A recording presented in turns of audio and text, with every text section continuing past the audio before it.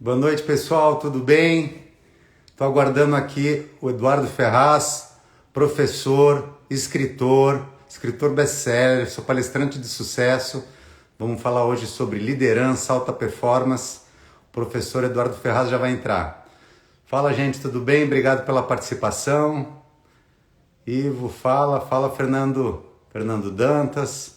Semana que vem tem um evento aí com o Fernando, né? Segunda-feira, às 17 horas. Vai ser um prazer enorme. Obrigado, Márcia, que está entrando. Kátia. Quem mais? Érica. Eduardo Ferraz já vai entrar. Opa, entrou o professor aqui.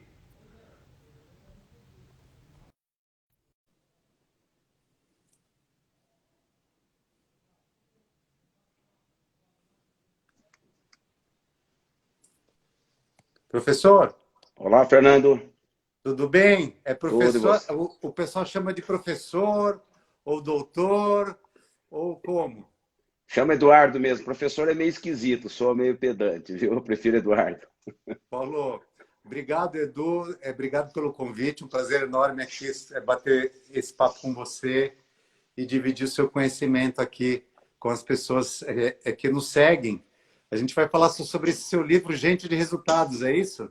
Ótimo, vamos sim. Vamos falar sobre liderança, sobre gestão de pessoas, sobre alta performance. Vai ser um papo interessante. Tá. Primeiro, eu queria comentar com a galera aqui que você é um best-seller com diversos títulos, né? Que produção intelectual, parabéns. Pois é, você vê como é que são as coisas, Fernando. Eu tenho 56 anos Tá, e até os 46 eu nunca havia escrito nada. Então eu tá. fazia os meus treinamentos, as minhas apostilas e nunca tinha escrito. Em 1910 lancei meu primeiro livro e acho que eu peguei gosto pela coisa. Foram cinco e os cinco andaram bem. Aí você desatou o nó, né? Viu que fez sucesso, viu que ajudou os outros, né? Pois é, A gente vê o impacto do nosso trabalho, a gente começa a exponencializar, né? coisa que a gente nunca, como eu vejo você também nas startups, né? Coisa que a gente começa às vezes com uma experiência, né? No meu caso, escrever foi um test drive. Eu falei, vamos ver o que que dá esse negócio aí, sem Tá. muitas expectativas, para ser sincero. E aí as Maravilha. coisas, as pessoas vão interagindo, vão perguntando, vão querendo mais informação, a gente se anima e rende mais. Tá. Maravilha. Então vamos passar para o pessoal aqui esse conteúdo rico. Gente de resultados, manual prático para formar e liderar equipes enxutas e de alta performance, né? Primeiro, se pudesse esclarecer isso para a gente, porque todo mundo usa o termo, Edu, equipe de alta performance. Mas o que é uma equipe de alta performance? Se essas empresas são todas diferentes, com objetivos são diferentes, né? Como a gente classifica uma equipe de alta performance? Só pode ser um PhD escrevendo um livro ou um cara na rua especialista em vendas, né? Não, isso é importantíssimo e é a pergunta de US$ 1 milhão. Essa acho que é a mais relevante que vai dar uma dimensão mais clara para as pessoas. Dentre os vários autores que eu leio, que eu gosto, que eu sigo, o que eu mais admiro é o Jim Collins. Tá, Porque, apesar de ser um teórico, né, um estatístico, um sujeito que estuda empresas, o histórico das empresas há mais de 100 anos, ele compara quem está vivo, quem morreu, por que está vivo, por que morreu, quem tem sucesso, por que as empresas têm sucesso, por que algumas fracassam. Ele escreve de forma clara, com muita estatística. A gente cansa um pouco no meio do livro e lá no fim do capítulo no final do capítulo ele vem com uma conclusão genial, brilhante e simples. E eu acredito que menos é mais. Uma das definições do Jim Collins é a seguinte: alta performance, parece que a gente só está falando, quando a gente fala de alta performance, para grandes empresas, né, Fernando? Para grandes conglomerados, empresas gigantescas, que têm estrutura de marketing, RH, gestão, diretor e assim por diante. E ele diz que não, e eu concordo, nesses meus mais de 30 anos de experiência. Se a gente falar em performance, a gente pode falar de uma empresa pequena, média e grande. E aí eu vou falar de uma empresa com 10 mil funcionários, o critério é o mesmo, o conceito é o mesmo, e uma empresa com 10 funcionários, uma padaria com 10 funcionários, o conceito é o mesmo. Vamos começar pela padaria. O que significa alta performance? Se você tem uma padaria, eu moro em Curitiba, se você tem uma padaria em Curitiba, num bairro de classe média, e os seus concorrentes estão lá em torno de 5 quilômetros quadrados próximos a você, digamos que existam lá 10 padarias que atendem um público parecido com o seu. O que é uma performance média ou alta, alta ou baixa? Obviamente, 5 é uma performance média, 0, baixíssima, 10, espetacular. O que significa uma performance média? É você ter uma lucratividade por funcionários, um lucro líquido por funcionário, por exemplo, parecido com o do seu concorrente.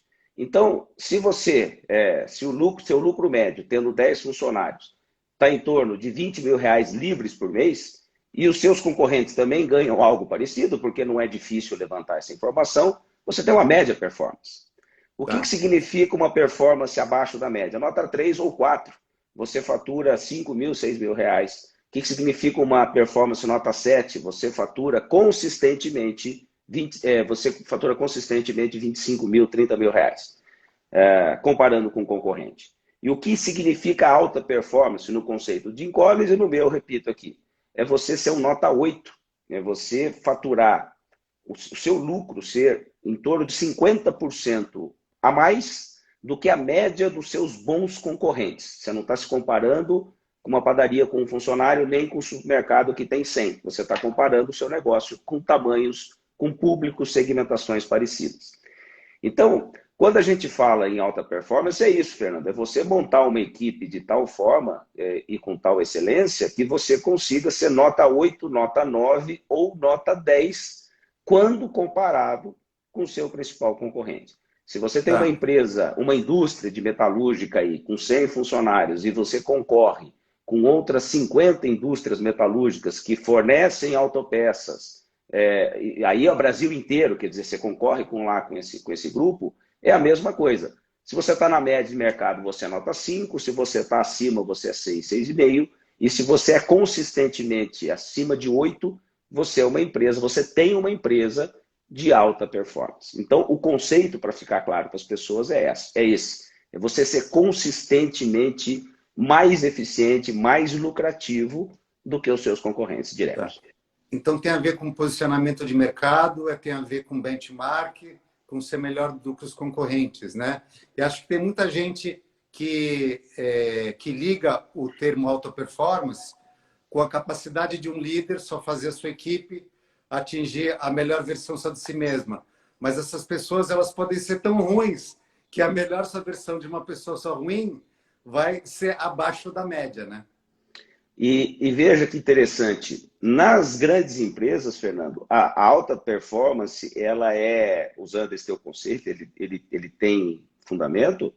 Numa empresa lá com 500 funcionários, que teoricamente tem uma nota 7, em participação no mercado, ou seja, em market share, em lucratividade, em baixa rotatividade, satisfação, você pode pegar lá 5, 6, 10 itens. E aí um cliente me falou, Eduardo, eu acho que nós estamos na nota 7. Vamos medir aqui, estão aqui os dados, está aqui o benchmark, né? Comparando com meus principais concorrentes, eu acho que nós estamos na nota 7. O que você acha? Olhando os dados, na verdade, não era 7, ele era nota 6. Ele estava um pouco acima, sim.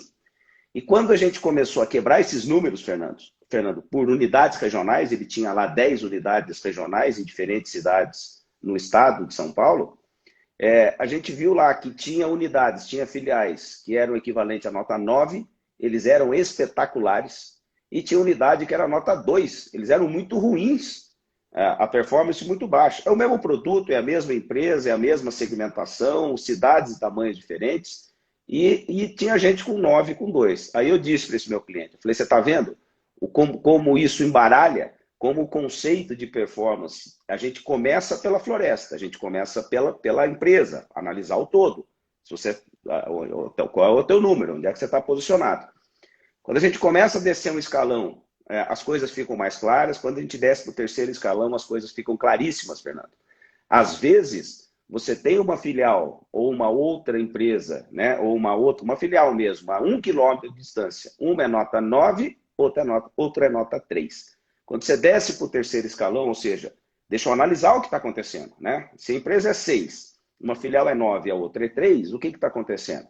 E quando você vai olhar a equipe, começa pelo líder, começa pelo chefe, né? Se o chefe é medíocre, se é um chefe nota 4 ou nota 5, a equipe será nota 2 ou 3. Isso é outra realidade prática que eu tenho visto na vida.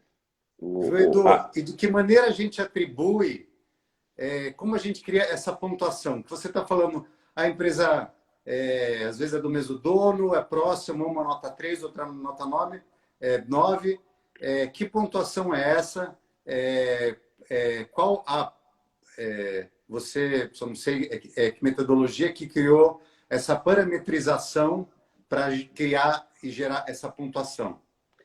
De maneira simples, eu tenho, logicamente, planilhas, a gente compara, mas para simplificar, uma conta de padeiro aqui para quem está nos ouvindo, que é fácil, qualquer empresário vai entender.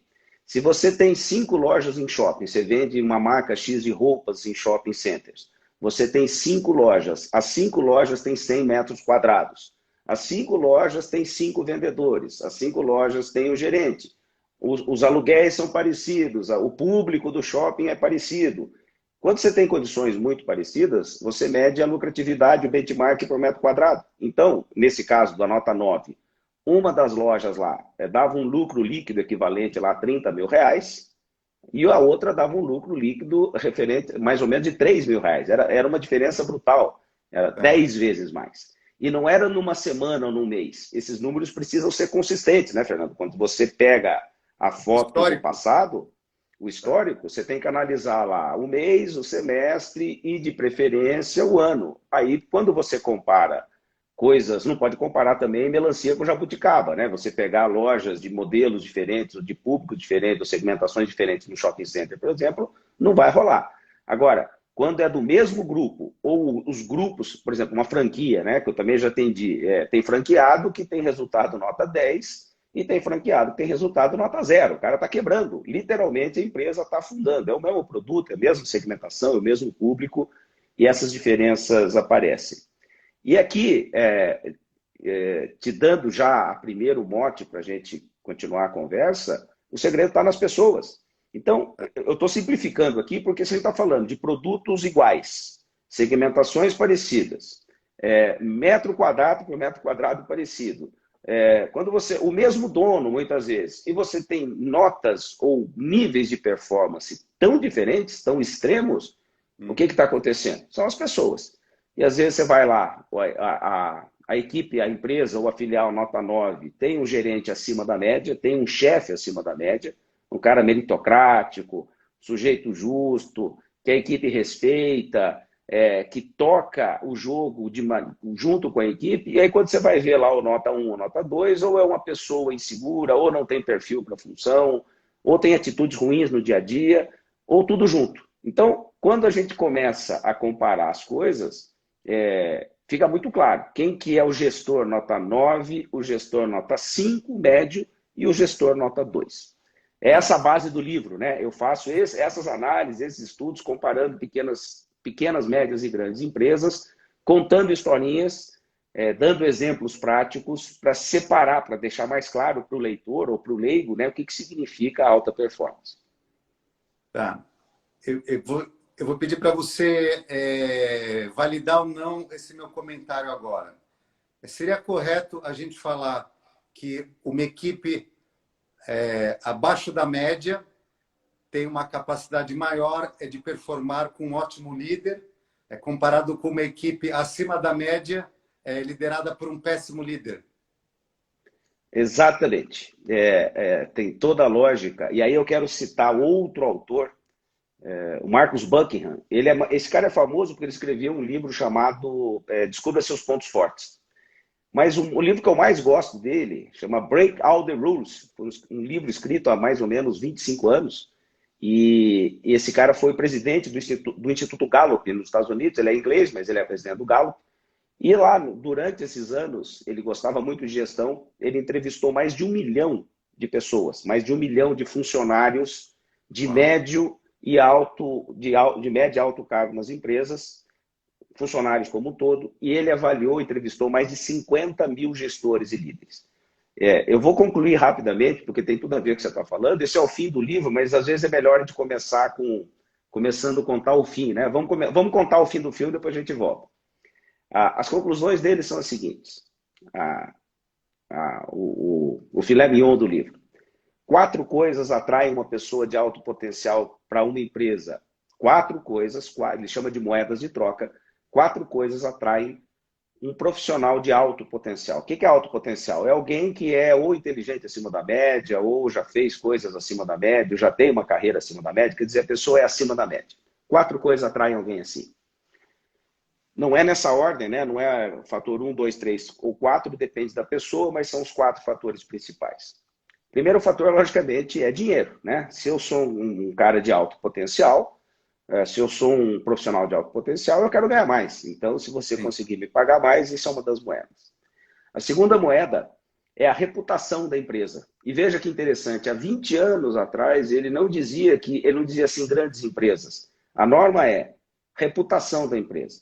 Essa empresa que está me convidando é uma empresa com boa reputação, essa empresa é bem falada, essa empresa gera orgulho nas pessoas que trabalham lá, gera comprometimento. Como é que essa empresa é vista pela sociedade?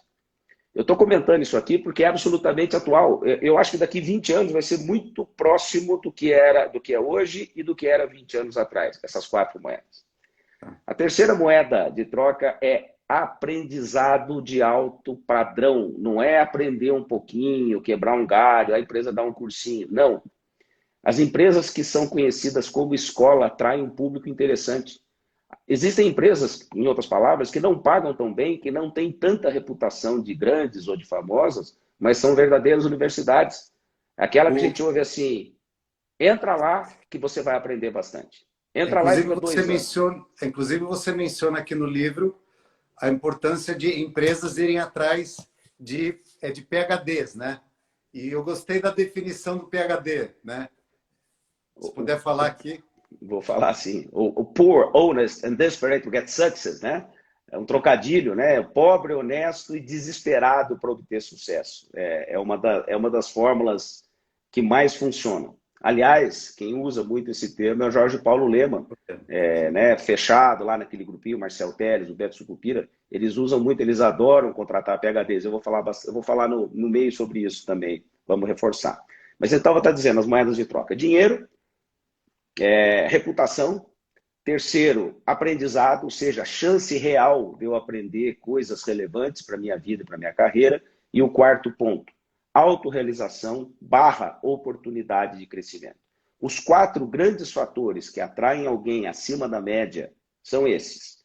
Dinheiro acima da média, ou aprendizado acima da média, ou a reputação da empresa, uma ótima reputação, ou uma oportunidade real, clara, de crescimento e ou autorrealização. Ou seja, fazer o que eu gosto, ter chance de ser promovido, ter chance de crescer e assim por diante. Esses 4 fatores atraem pessoas talentosas. Se a gente for pensar hoje, é muito diferente, passados 20 anos ou 25 anos, é isso hoje, né? O que atrai alguém talentoso para uma empresa? Hoje mudou, acho que um pouquinho a fórmula. Acho que, em primeiro lugar, hoje, a oportunidade de crescimento e autorrealização talvez esteja na frente dos outros 3, por experiência. O aprendizado pesa muito, principalmente para o mais jovem. A reputação pesa para qualquer um, né? Quem está no começo, no meio, no fim da carreira. E o dinheiro vai pesar mais para um, menos para outros.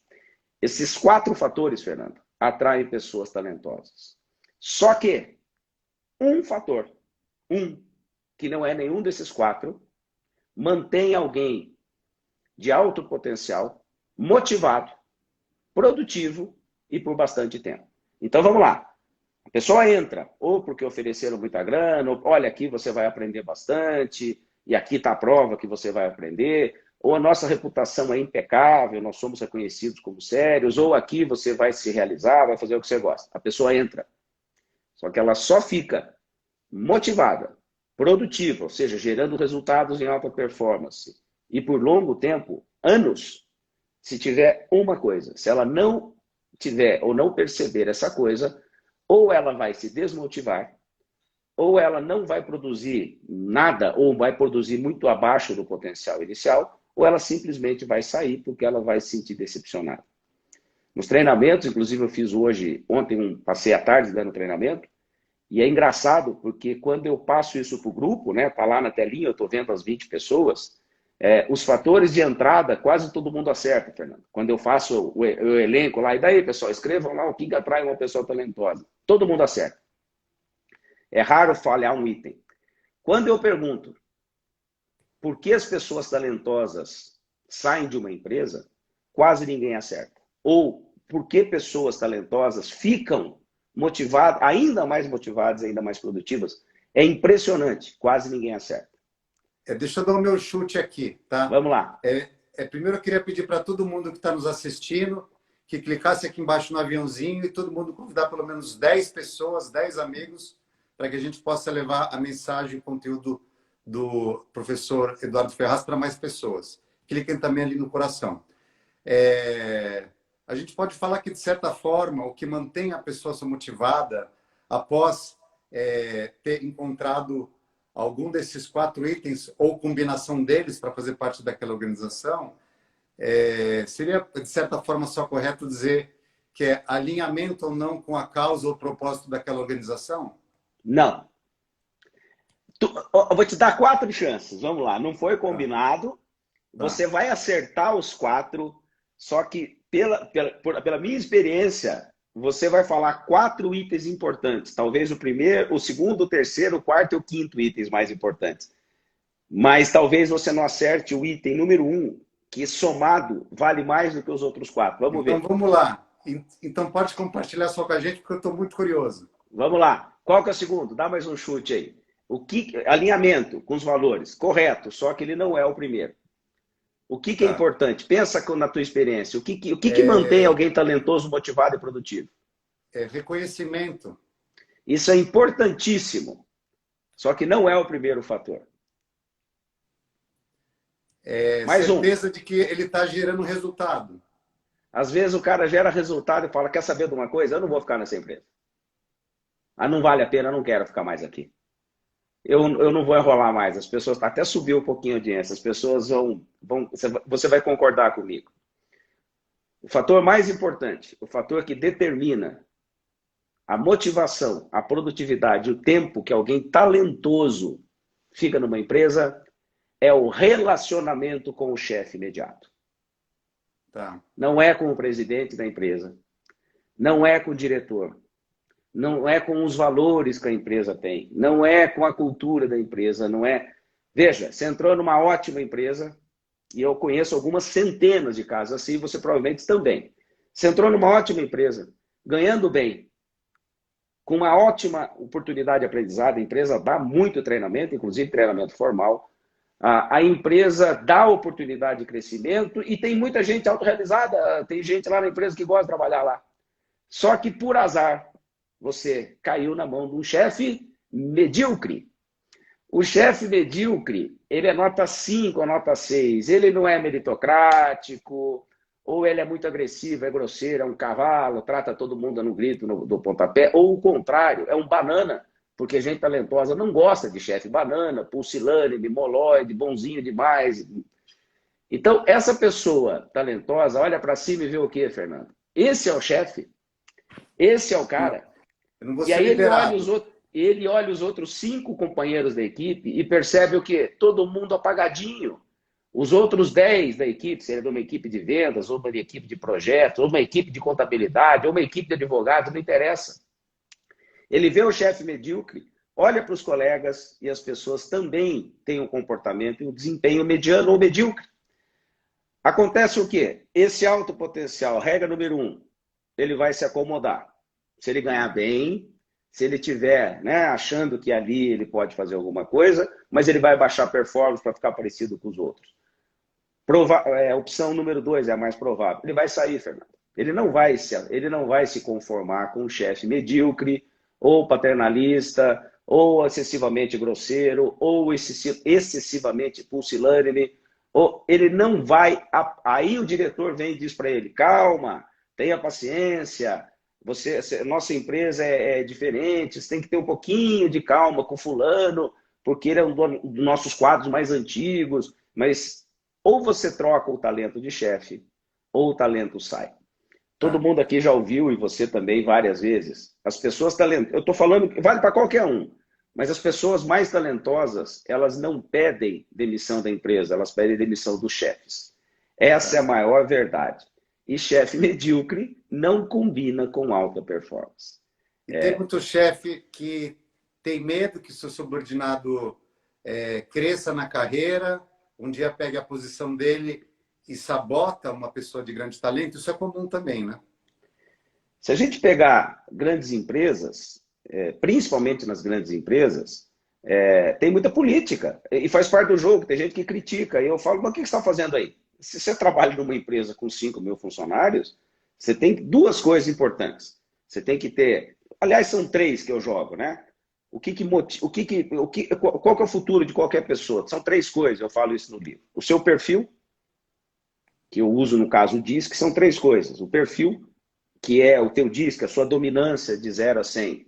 A sua influência de 0 a 100 pontos. A sua estabilidade, que é o ritmo de 0 a 100 pontos. E a sua conformidade, a sua capacidade de fazer detalhes de 0 a 100 pontos. Não quer dizer que 100 pontos seja bom e 10 seja ruim. Depende do perfil, depende da função.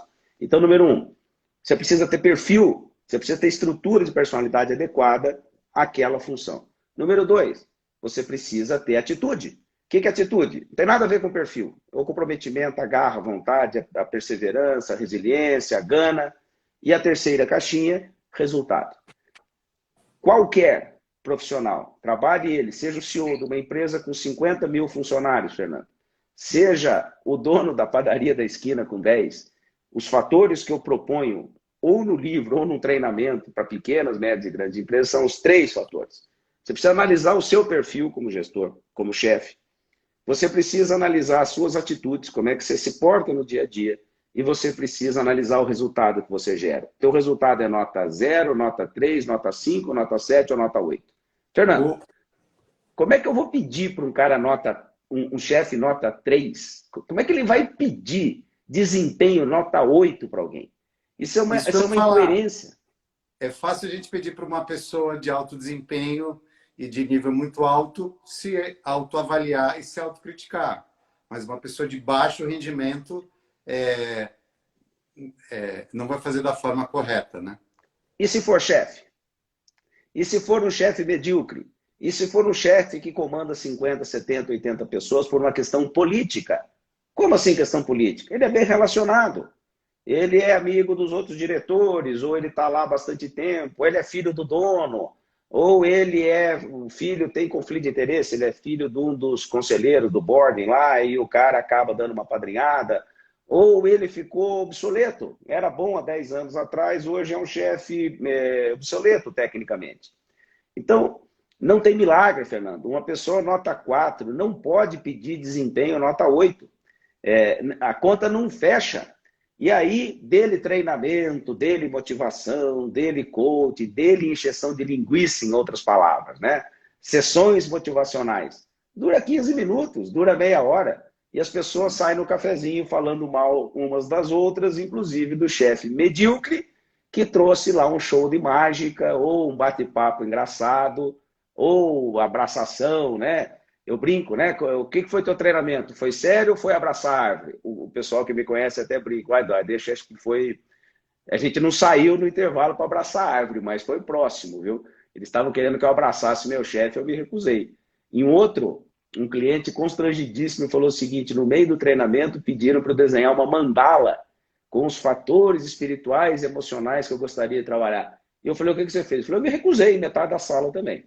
Então, o que eu estou brincando, falando sério, é que tem muita gente, muitas empresas, que por falta de critério, muitos chefes que por falta de critério e falta de coragem, eles querem botar chantilly em cima do bolo. Eles querem esconder um bolo murcho, queimado, e às vezes azedo, com chantilly docinho. Você só faz alta performance quando você mexe no bolo como um todo. E o começo do bolo é a avaliação, é a análise de quem comanda as empresas. Jamais se começa uma análise com 4º escalão. Pelo menos nas minhas consultorias, dos meus trabalhos, eu começo a análise pelo cabeça, ou pelo CEO, pelo dono, ou pelo diretor, para que a gente saiba quem são as pessoas ali dentro, quem é nota 3, 5 ou 8, quem é 8 e aí a gente pode replicar, quem é 3 e a gente tem que trocar ou melhorar o desempenho. Tá. Queria lembrar as pessoas, quem não pegou a gente desde o início, a gente está comentando o livro do professor Eduardo Ferraz, Gente de Resultados, Manual Prático para Formar e Liderar Equipes Enxutas de Alta Performance. Quem quiser adquirir esse e todos os livros do professor, arrastem um dos meus stories, que tem um prêmio para vocês lá, tem um desconto especial. Edu, me diz o seguinte, aqui no livro você menciona sobre 5 estilos de liderança, né? 5 estilos de líderes diferentes. A minha pergunta qual a importância desses 5 estilos? E existe um estilo ideal?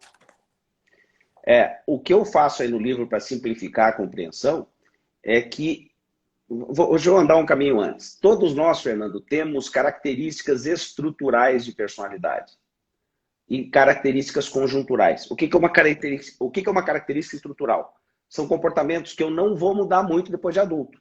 São coisas que eu tinha com 12, 13, 14 anos, que eu tinha com 30 e que eu tenho com 60 e quase certamente terei com 80. Então, por exemplo, a dominância de 0 a 100 pontos, né? As pessoas que têm 70% de dominância são mandonas, exigentes, agressivas, decididas, ambiciosas. Isso é uma característica estrutural de personalidade. As pessoas que têm 30 de dominância é exatamente o oposto. Elas são cordatas, elas são gentis, elas são amáveis, elas evitam conflito. Qual é melhor, se você me perguntar? As duas. As duas têm pontos fortes. O dominante é mandão, é agressivo, é direto, mas ele costuma ser grosseiro. Precisa controlar isso aí. A pessoa com 30 de dominância é gentil, é amável, todo mundo gosta. Só que falta pulso, falta energia, falta peso para ela tomar decisões. Por exemplo, mandar alguém embora, ou dar uma bronca, ou dar um feedback negativo. Então, os 5 estilos que eu descrevo no livro é o que eu chamo de estilo estrutural de personalidade, né? É o jeitão, né? É a maneira como o cara aparece para o mundo.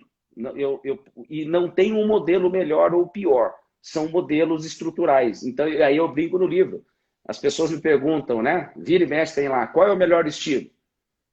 E eu respondo, o seu. Não vai mudar muito mesmo. Então, aprenda a usar, aprenda a utilizá-lo melhor. E aprenda a lidar com seus limites, né? É os importante pontos fortes e os pontos fracos. Os pontos fracos, porque às vezes a gente não deveria estar numa posição só de liderança, mas de alguém que está executando, né?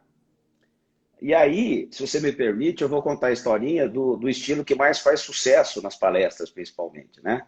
Existem 5 grandes estilos e um deles é o centralizador. Quando me perguntam se é bom ou se é ruim, eu sempre brinco, né? Primeiro, um humor negro com cada um dos estilos, dizendo a parte ruim e até onde ela pode ser melhorada.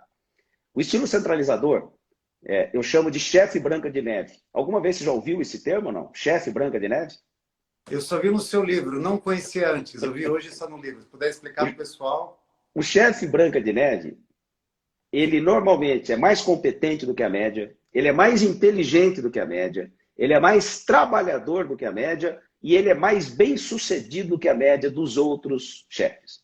Então deve ser um espetáculo, né? Mais inteligente, mais bem aparelhado, mais capaz, mais mão na massa que os outros. Ele é muito bom, ele é muito acima da média.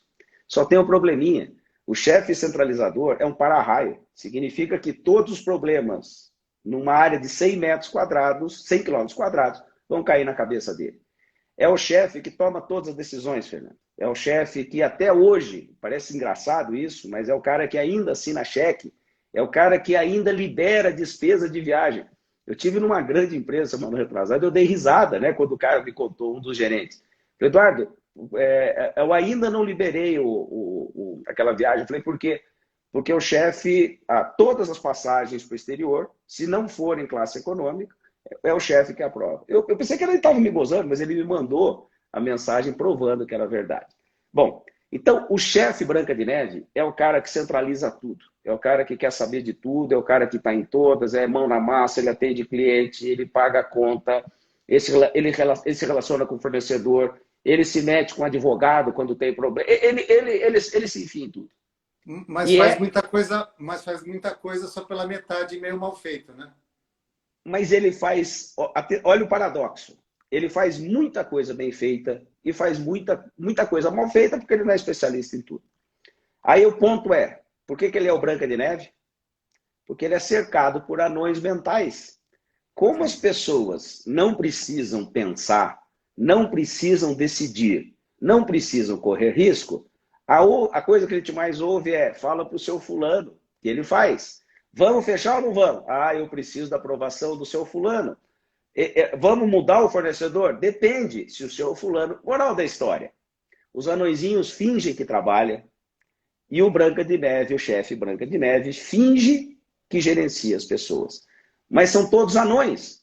E no meio da conversa, eu não sei a sua idade, acho que muita gente está nos ouvindo, é muito jovem, não vai nem lembrar. Você lembra o nome dos 7 anões, Fernando, ou não? Eu não lembro. Eu tenho 51, é da minha época. Eu sou velhinho, pois é, eu sou do tempo da Branca de Neve. Existem 7 anões. E eu digo que quando você encontra esses anões na empresa é porque tem chefe Branca de Neve. Vamos lá, rapidamente.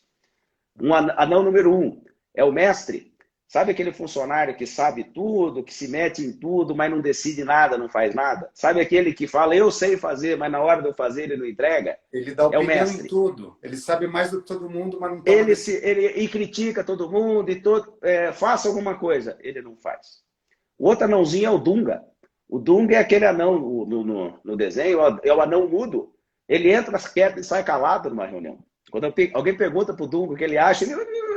Qual é a tua opinião? O que você faria? Ele não fala, ele não se comunica, ele não responde, ele está se escondendo. O terceiro anão é o zangado. O zangado é o bravo, é o estressado, grita com todo mundo, é o funcionário anão zangado. Ele cria conflito e o jeito dele escapar dos problemas é gerar conflito, porque todo mundo tem medo dele, ele briga com todo mundo. Então, ninguém chega perto do zangado e ele fica com aquela aura, né, de macho alfa ou de fêmea alfa, porque também tem a anã zangada. O próximo é o soneca. O soneca é aquele lerdo, demora 6 meses para apresentar o projeto. Quando ele apresenta o projeto está faltando metade. Ele anda em slow motion, ele é devagar, ele enrola, se esconde atrás dos processos. E o outro é o dengoso. O dengoso é o anãozinho, que é aquele que, se você botar uma pressãozinha, ou chora, ou fica uma semana sem conversar com ninguém. Ele é melindroso. E assim por diante. Então, quando eu conto a história do Branca de Neve, parece brincadeira, mas é real. Porque numa empresa, principalmente nas grandes empresas, quando você vê um chefe Branca de Neve, e eu percebo a distância, né, com 5 minutos de conversa, eu já percebo que o cara é Branca de Neve. Eu conto essa história, o cara ri constrangido, eu começo a falar dos anões. Faltou aqui, estão me cobrando, né? O Atim. O Atim é o que está doentinho sempre, né? O tempo inteiro de licença médica, ele é sensível à pressão, é dor de cabeça, é dor de ouvido, é hemorroida. Cada dia ele aparece com é depressão e assim por diante. O pessoal está me cobrando aqui. Então, quando eu falo para o chefe Branca de Neve que esse é um péssimo sinal para a empresa, porque ser muito bom é bom para o ego, mas é péssimo para a performance. Como você falou agora há pouco, ninguém é bom em tudo. Por mais genial que seja, por mais brilhante que seja, ele precisa de algumas pessoas tecnicamente melhor do que ele. Você que trabalha com startups, o segredo não é ser bom em tudo. O segredo é você conseguir colocar as pessoas certas nos lugares certos, de preferência fazendo com algo nota 9, coisa que você é nota 3. Então, quando eu digo que alta performance, e aí vamos voltar para o mestre Jim Collins. Alta performance, a outra frase do Jim Collins, todo mundo já ouviu: as pessoas são o ativo mais importante de uma empresa. Ele diz o seguinte: isso é besteira, isso não é verdade. As pessoas certas são o ativo mais importante de uma empresa. Sim. E o que ele diz, e eu concordo usando isso há muitos anos, são 4 grandes pontos para formar uma equipe de alta performance. E essa história vale para o Branca de Neve. Regra número 1, embarque as pessoas certas. Imagine que seu navio, que a sua empresa é um navio, tenha ele 3.000 tripulantes, tenha ele 5 tripulantes. As regras são as mesmas. Regra 1, embarque as pessoas certas e desembarque as pessoas erradas. Baseado naquilo que eu expliquei. Perfil, atitude e resultado. Regra número 2, agora que você embarcou as certas, desembarcou as erradas, coloque as pessoas certas nos lugares certos. Às vezes você tem um ótimo funcionário, um ótimo parceiro comercial na função errada. O cara é extrovertido, sociável, falante, animado e está na contabilidade. Ele só cria tumulto, apesar de ser boa pessoa. Às vezes é o contrário. Você tem uma pessoa introvertida, calada, fechada, quieta, trabalhando na área comercial. Ele tem Agora, vergonha. é papel do líder ou papel do RH é perceber que a pessoa está mal colocada? Esse é outro dos problemas que eu vejo nas empresas. Todo mundo deveria ser RH, Fernando. Essa abordagem que eu estou fazendo aqui, nessa empresa que eu acabei de dizer, que eu estava treinando ontem e anteontem, estavam lá os 20 principais executivos, diretores e gerentes. Um deles era o diretor de RH. Os outros 19 não eram da área de RH. E eles estavam ouvindo exatamente o mesmo discurso que eu estou fazendo aqui. Então, avaliar quem é Branca de Neve não é função do RH. RH é apoio, na minha opinião. RH ajuda. RH traz as informações. Agora, quem mastiga as informações, usa as informações, são as pessoas.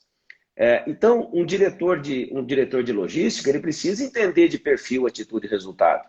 Um diretor de marketing, ele precisa entender o que é perfil, o que é atitude, o que é resultado. Um diretor jurídico, ele precisa montar uma equipe baseada nesses critérios. E o RH é um fornecedor.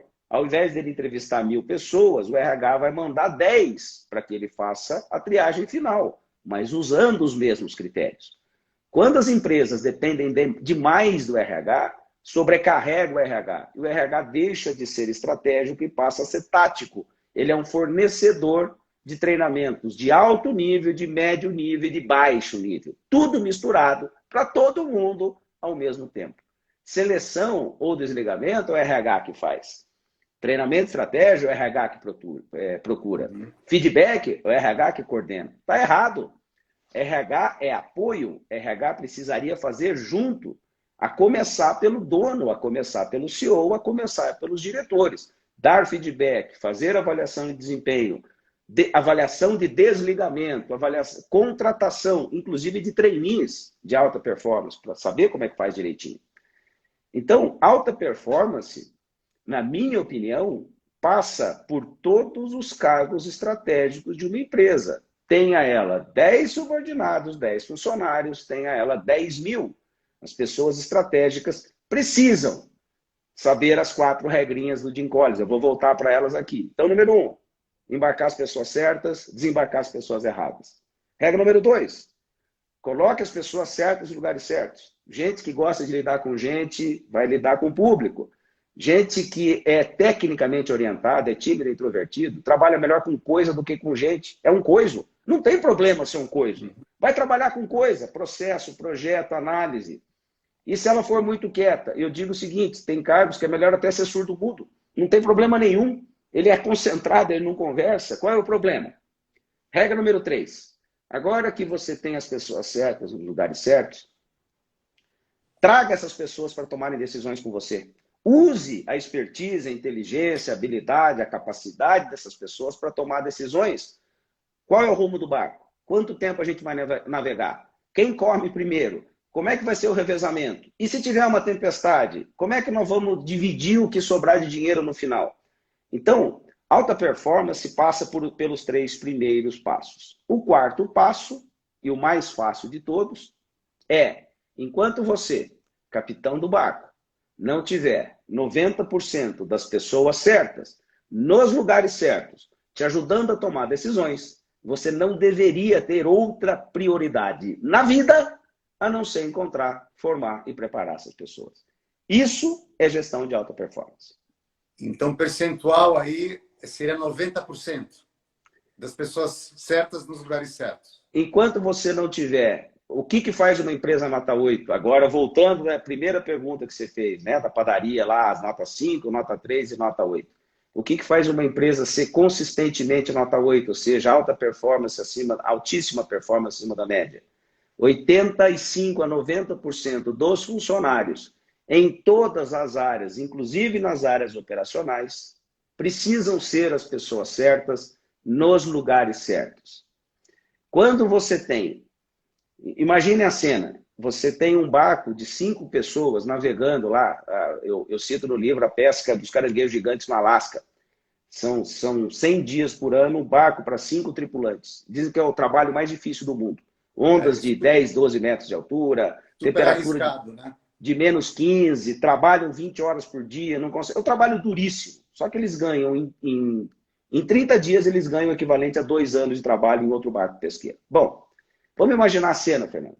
Desses 5 tripulantes, mais o capitão que está lá, um deles enjoa, ou passa mal, ou se machuca.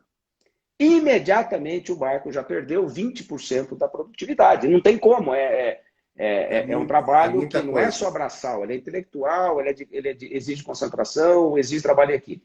Se um machucar, ou enjoar, ou brigar, ou cair no mar, 20% acabou. Se 2 dos 5 tripulantes se machucarem, enjoarem ou brigarem, acabou o ano. O barco pode voltar, que ele perdeu o ano acabou. Não existe, não tem como você treinar pessoas desse gabarito, desse quilate, para fazer aquele trabalho. Será que numa empresa é muito diferente, Fernando?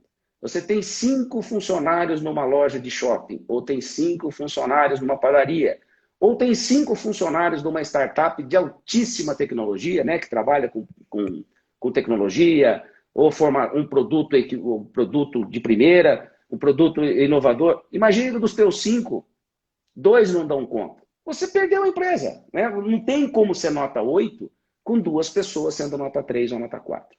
Então a resposta é essa. Eu estou escorado aqui em dados estatísticos do Jim Collins. E eu concordo por experiência de vida. Então tudo que eu estou falando aqui para você, tudo que eu escrevi, eu não sou um teórico, eu sou um prático. Eu estou todo dia nas empresas. Eu estou todo dia conversando. Todos os dias eu estou fazendo gestão.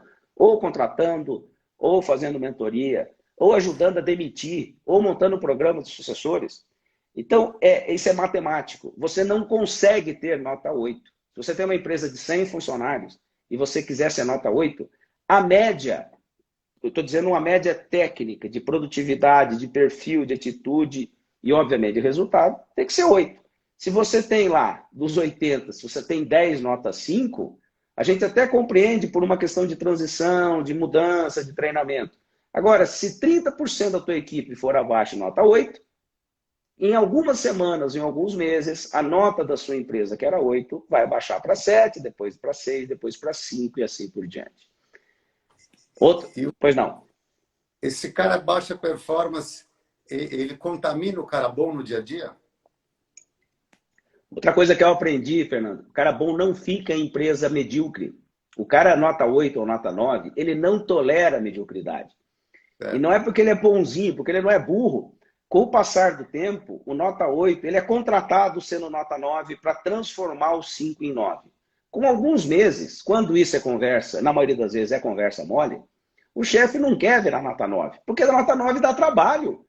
Para ser nota 9, você tem que estudar mais do que a média, trabalhar mais do que a média, mandar os incompetentes embora, trazer pessoas mais difíceis de lidar, formar essas pessoas, treinar essas pessoas e pagar adequadamente, porque senão não tem alta performance. Você não consegue ter ser nota 9 pagando o salário de nota 5. Então, alta performance é absolutamente simples de entender.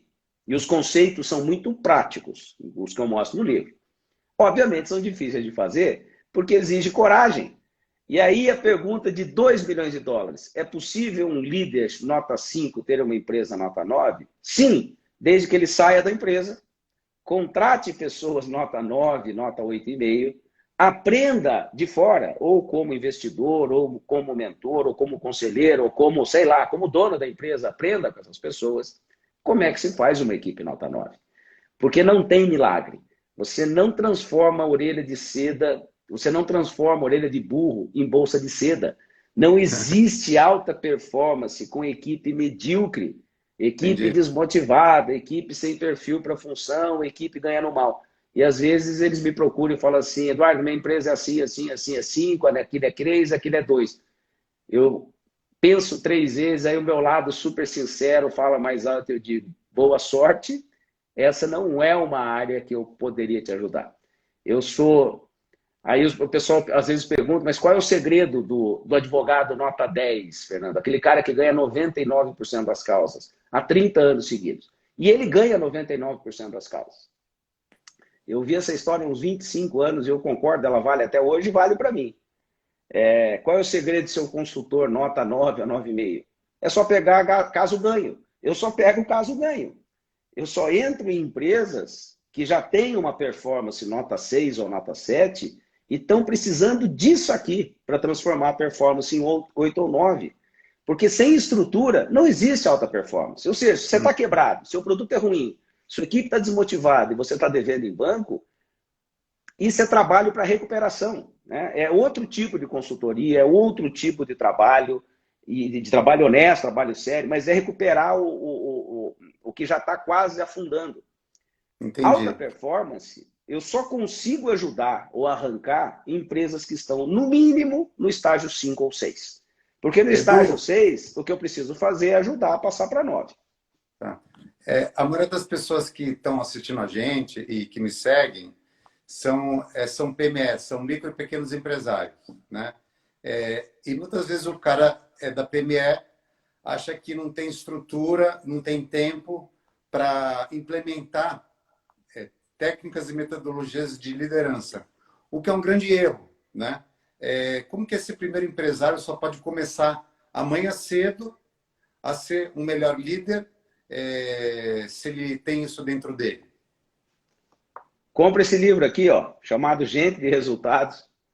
Pessoal, o que eu estou fazendo aqui de verdade, de coração, e o Fernando provavelmente também sabe, o que a gente ganha de direito autoral por um livro aí é um pouquinho, não é coisa que deixe ninguém rico, mas Sim. eu tenho certeza absoluta que esse livro pode mudar, sim, a vida de um empresário, de uma empresa, porque eu escrevi um livro para pequenas e médias empresas. O Jeito de Resultados não é um livro para grandes corporações. Para grandes corporações eu dou consultoria. Eu escrevi um livro cujos temas e os cases e os casos são para empresas de até 100 funcionários. Vou repetir, Legal. os casos do livro são 5 cases de empresas com até 100 funcionários. Então, o que eu acabei de dizer aqui, Fernando, colocar as pessoas certas em lugares certos, você não precisa de um consultor de fora ou de um departamento de RH. Você colocar a pessoa certa e tirar a pessoa errada, e 90% das vezes é bom senso e técnica. Colocar a pessoa certa no lugar certo é fazer o perfil da pessoa. O perfil está no livro. O terceiro ponto, aprender e usar a expertise de quem sabe mais do que você. E aí você pode pegar o quê? Um fornecedor. Eu, por exemplo, o meu contador é externo. Eu não tenho contador há 30 anos. O cara que faz o meu press, as minhas apresentações, é terceirizado, é um colega. A pessoa que organiza a minha agenda, de outro lado, é um colega.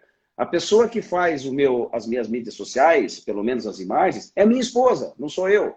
Então, o que eu procuro fazer, literalmente, eu sou o exército de um homem só. Então, eu fico à vontade, eu estou sendo coerente com o que eu estou dizendo. Como eu sou muito ruim em cálculo, eu sou nota 2, eu contrato um nota 9 para fazer para mim. Como eu sou muito ruim de habilidade manual, eu contrato alguém que seja 9,5. Como eu sou desorganizado em algumas coisas, eu contrato alguém que seja 9 em organização. Então, alta performance é muito mais uma questão de vontade, de inteligência, de bom senso do que de dinheiro. Vou repetir. Um pequeno empresário não vai ter condição de pagar uma consultoria que custa caro, é verdade. Mas ele pode, sim, usar critérios, né, que estão descritos aqui, e não só o meu livro, mas tem mais gente. O Sebrae tem cursos excelentes para pequenas e médias empresas. Tem muita gente boa ensinando, inclusive de graça, na internet. O negócio é separar o joio do trigo para não ouvir besteira. Eu não estou falando besteira, eu confio no que eu estou dizendo. Mas é isso, Fernando. Todas as pessoas que quiserem ter uma performance em cima da média precisam pôr a mão na massa. Né? No começo é montar uma equipe de alta performance. E equipe de alta performance é colocar gente que faça coisas muito melhor do que você faria. Maravilha. Pessoal, a gente está partindo aqui para a parte final aqui da nossa live de hoje. Já estamos falando há quase 1 hora. Se alguém tiver alguma pergunta, algum comentário aqui para que eu comente, e o Eduardo também, só fiquem à vontade aqui, tá bom? O papo foi ótimo aqui. A gente sinto que a gente não falou de 10% do conteúdo aqui, Edu.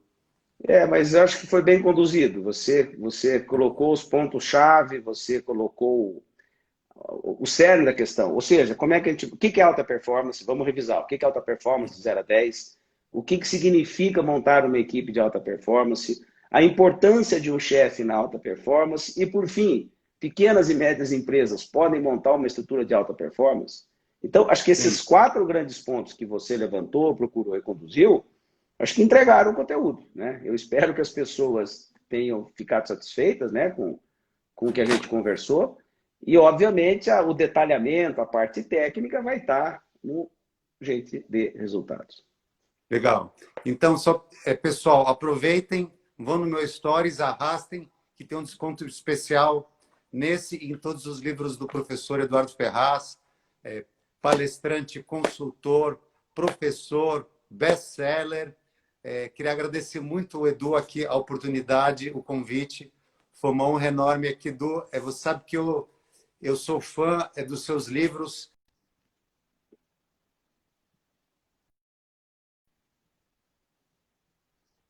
Tempo e foi uma oportunidade enorme aqui, o nosso bate-papo hoje, para finalmente te conhecer.